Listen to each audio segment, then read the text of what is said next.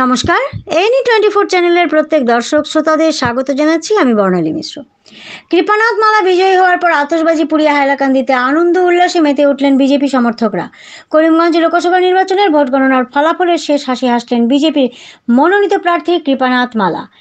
এখানে উল্লেখ্য যে আজ সকাল করিমগঞ্জ হাইলাকান্দি দুই জেলার দুটি ভোট কেন্দ্রে যথারীতি সকাল 8টার সময় ভোট গণনা শুরু হলে পরে বিজেপির মনোনীত প্রার্থী কৃপানাথ মালা এবং জাতীয় কংগ্রেসের মনোনীত হাফিজ রশিদ চৌধুরীর মধ্যে হাড্ডাহাড্ডি লড়াইয়ের পর অন্তিম রাউন্ডের গণনা শেষে 17,000-এরও অধিক ভোটের ব্যবধানে বিজেপির মনোনীত প্রার্থী কৃপানাথ মালা তার নিকটতম প্রতিদ্বন্দ্বী কংগ্রেসের মনোনীত প্রার্থী হাফিজ রশিদ চৌধুরীকে পরাজিত করে দ্বিতীয়বারের মতো সংসদ নির্বাচিত হন।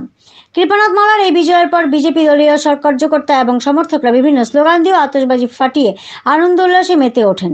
এরপর নবনির্বাচিত সাংসদ কৃপানাথ মালাকে বিজয়ের মুকুট পরিয়ে দিয়ে দ্বিতীয়বারের মতো সাংসদ নির্বাচিত করে দিল্লির পার্লামেন্টে পাঠানোর জন্য বিজেপির এসসি মোর্চার সভানেত্রী মুন স্বর্ণকার করিমগঞ্জ হাইলাকান্দি জেলার সকল ভোটারদেরকে আন্তরিক ধন্যবাদ জানান। আপনারা এই খবরটি দেখছেন এনি24 চ্যানেল থেকে। এভাবে আরও খবর পেতে হলে আমাদের চ্যানেলকে সাবস্ক্রাইব করে পাশে থাকুন।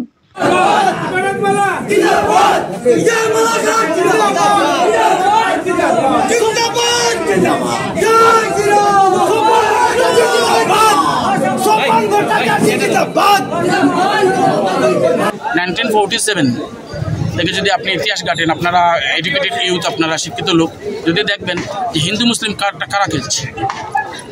আপনি যদি কংগ্রেসের সময় আপনি যদি শুধু রায়ট বিবেচনা করেন, 33,000-এর উপরে রায়ট আছে কংগ্রেসের টাইমে। আমাদের বিজেপি সরকারের সময় কোনো ধরনের রায়ট হয়নি, কোনো ধরনের রায়ট হয়নি। যদি এইভাবে কমিলে হতো তত চাকরি তো সমভাবে দেওয়া হতো না। আজকে আমি হাইলাকান্দির কথা বলছি, অরুণোদয় থেকে নিয়ে সরকারি যতটা যোজনা আছে, যতটা স্কিম আছে, সবচেয়ে বেশি লাভবান যদি হয়ে থাকে আমাদের মাইনরিটি ভাইয়েরা হয়েছে। এটার মধ্যে কোনো ধরনের তফাৎ নেই।